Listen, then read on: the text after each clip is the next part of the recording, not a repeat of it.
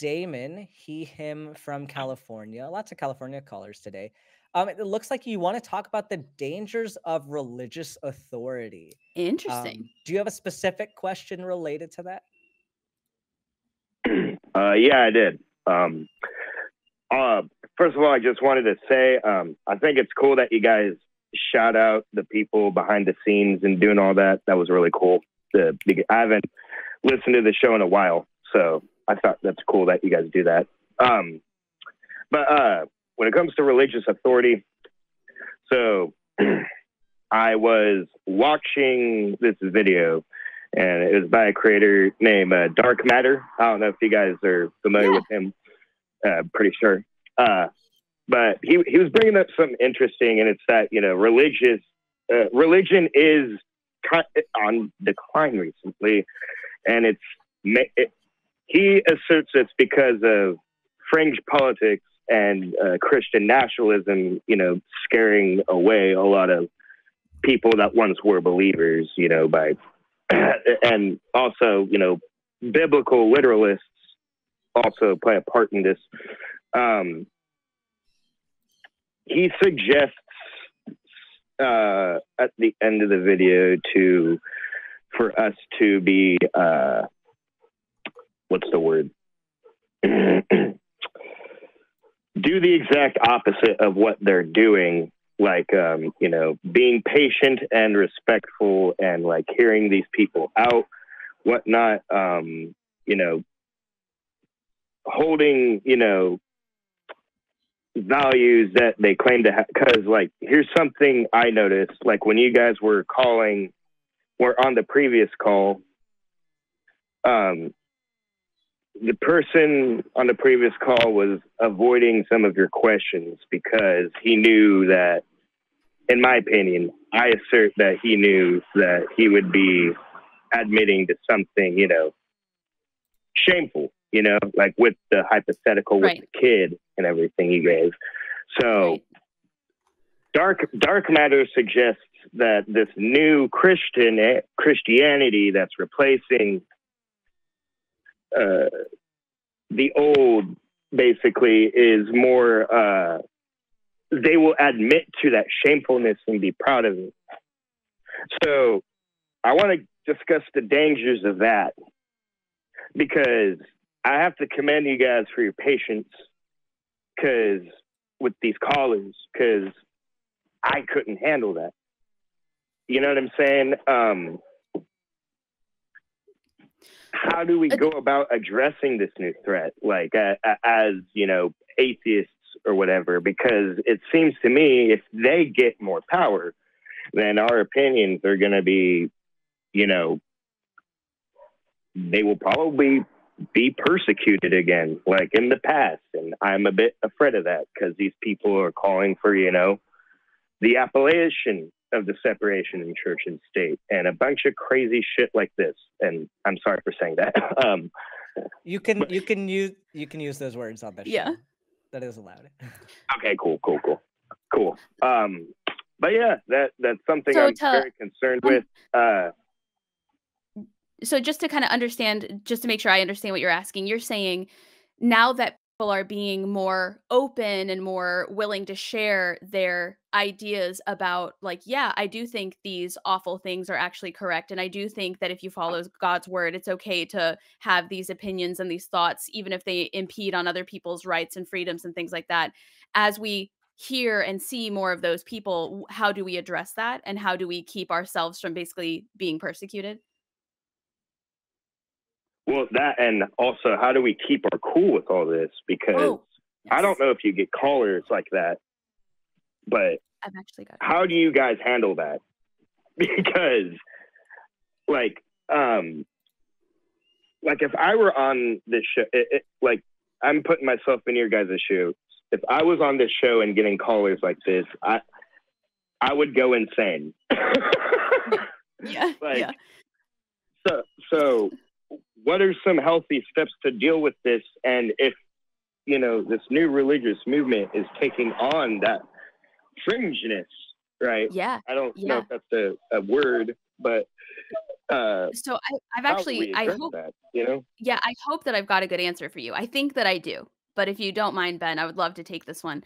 Oh, go Um, for it. so I'm actually a professional debater. I've been debating since 2010. And I also coach debate and I teach public speaking classes. One of the things, when we think debate, we think these videos of like, oh, so and so destroys so and there's like spittle and there's anger.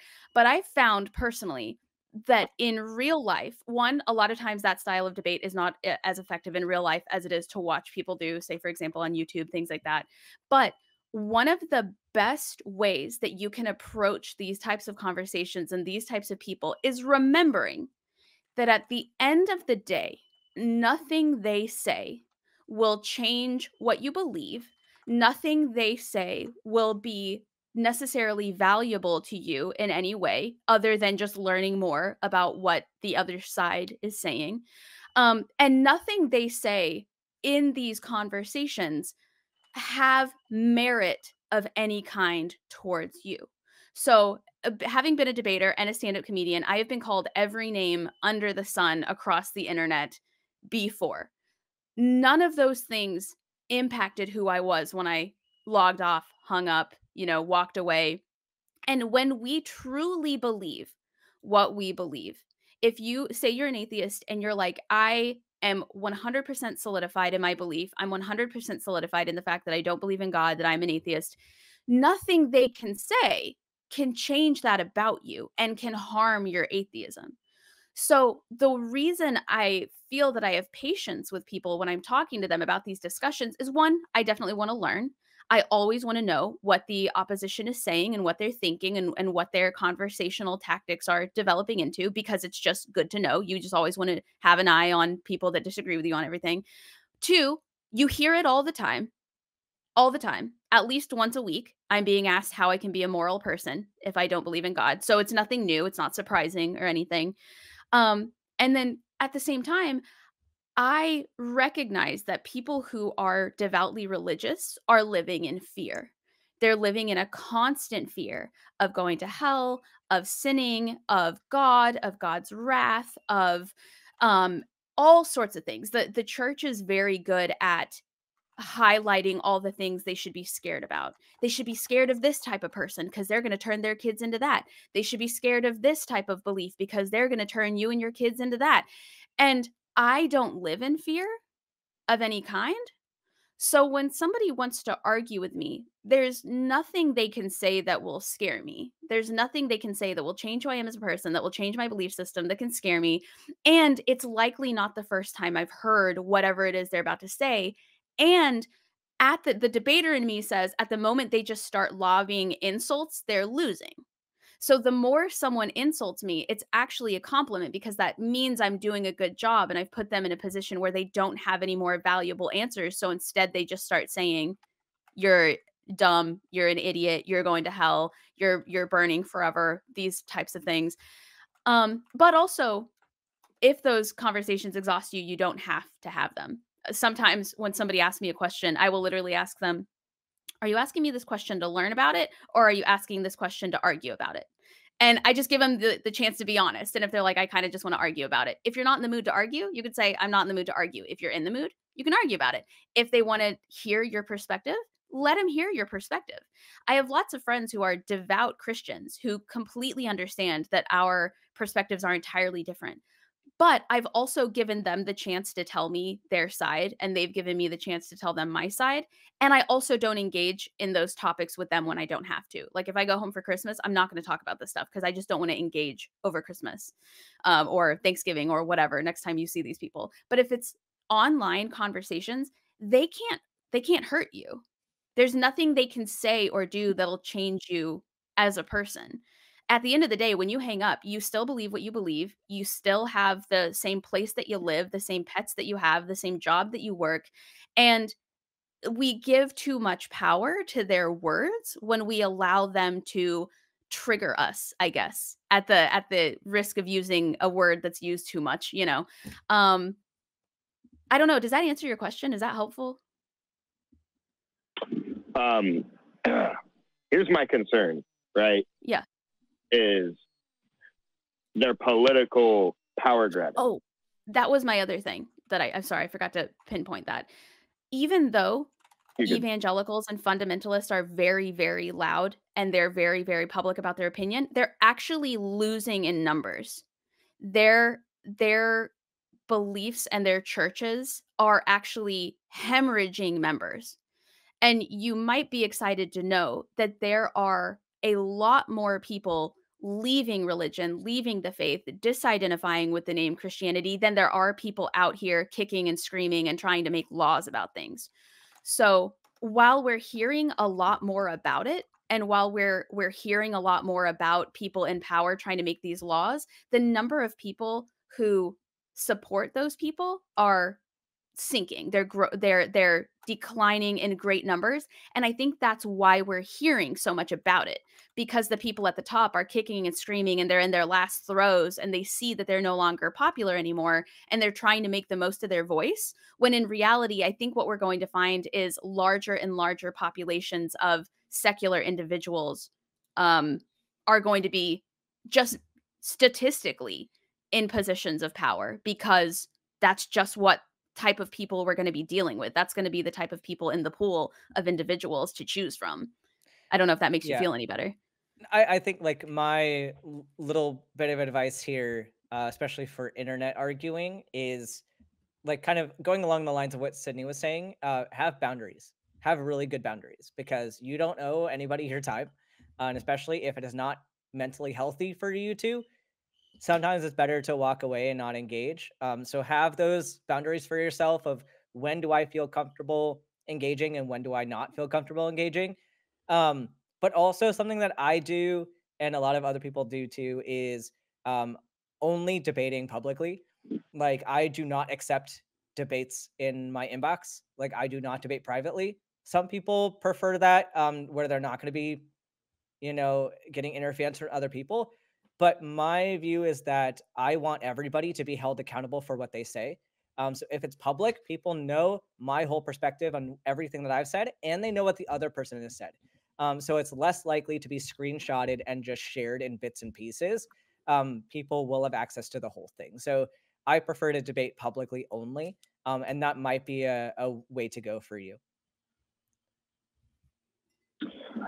Yeah, of course. Because I'm not a public figure or a debater or anything like that. My argument, my question was more relating to like how, like, do you practice that same kind of patience with like people in person? Yes. Because some people can get very rowdy with that stuff, and like through my experience. Yes. Do you know what I had to walk away from stuff like that a lot. Do you know what makes rowdy people the maddest and like burns them out of steam the most? Is if you nod and you smile while they're talking. That like, and I'm not talking about in a way that's going to like escalate to them to violence, but people think, for whatever reason, people always think they're the first person to come up to me in person and demand that I answer their questions in person. Which is totally fine. Like I'll answer whatever questions they have. But if while they're making a point, or they say, and I just think that atheists are really ignorant because this, if you're just like, yeah, no, keep going. No, that's totally fine. Just give them permission to keep going. They won't know how to keep going. They won't know what to say. They'll be confused because they expect you to step in and cut them off. But you're just like, oh, yeah. Like, oh, okay, cool. Well, it's unfortunate that you think that way, but did you know this and this and this? Here's my answer. You asked me this. Here's my answer. I hope that's good. Feel free to call in anytime. When you're friendly and engaging and you smile and you nod while they're talking, it disarms them so much that they get confused, and then you just walk away. You're just like, bye, have a great day, see you later. Even if you go home and like scream into a pillow and like throw things, because I have done that, nothing scares people more than when you're stoked to hear them insult you.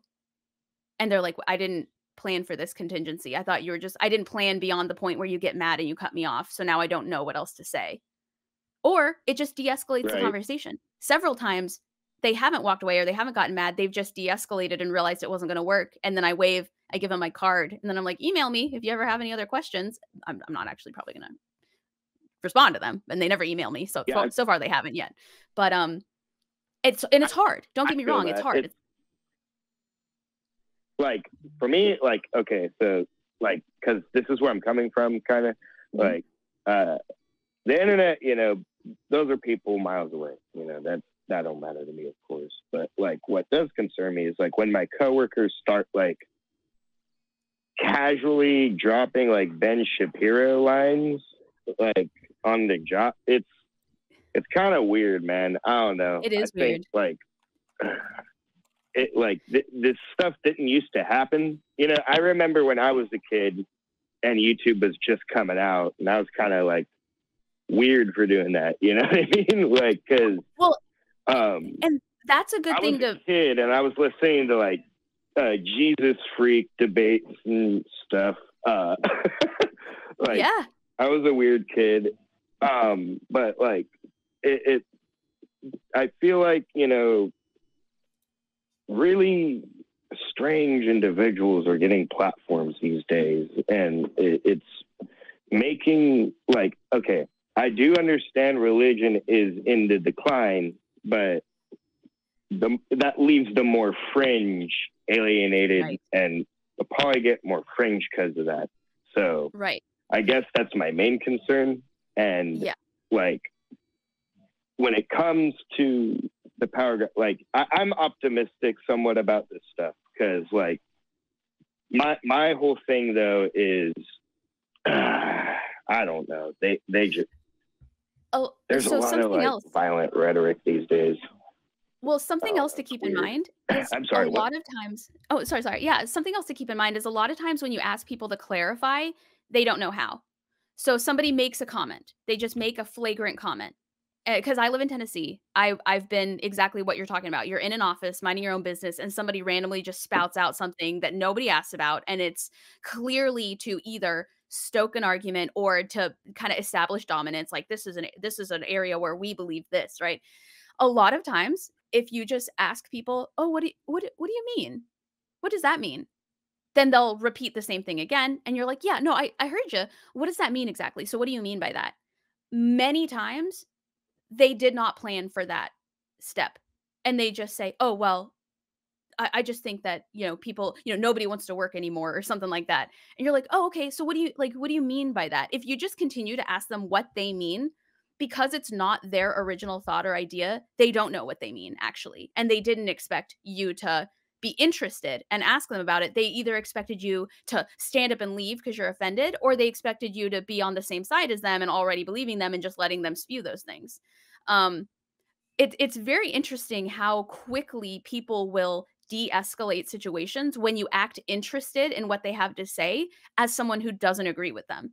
They don't know how to, their brains stop working. It's like like a computer with that like death spiral. You know, they didn't plan for that contingency, because all the people they're watching, these people you're talking about with these platforms, prep them for a fight. They prep them for an argument and a debate, and they tell them exactly what to say. And you saw with our first caller, when we didn't fight with him, he didn't know what to say. He didn't know where to go from there, because he even had his responses planned, and we didn't set him up for those responses. And when you don't give people a platform to respond in the way they've been trained, so and so, you know, I'm not going to say names, I'm not going to name names, but we all know. Like they taught me that this is the way you know, trigger somebody. It's like when you don't act triggered, not only do they not know how to respond because their training and their script prepped them for what they thought you were going to say, but they also, they're scared of you a little bit. They think you're like a little bit nuts, and they get a taste of their own medicine. And it's delightful. I highly encourage you to do that, because it's a beautiful thing to witness with your own eyes. Yeah, and I'd love to see kind of where this goes. And I apologize for jumping in. We got a couple other callers I want to get to as well, and we're getting closer and closer to the end of the show. But I encourage you to try some of these out, and then call back and let us know if anything improves in your conversations.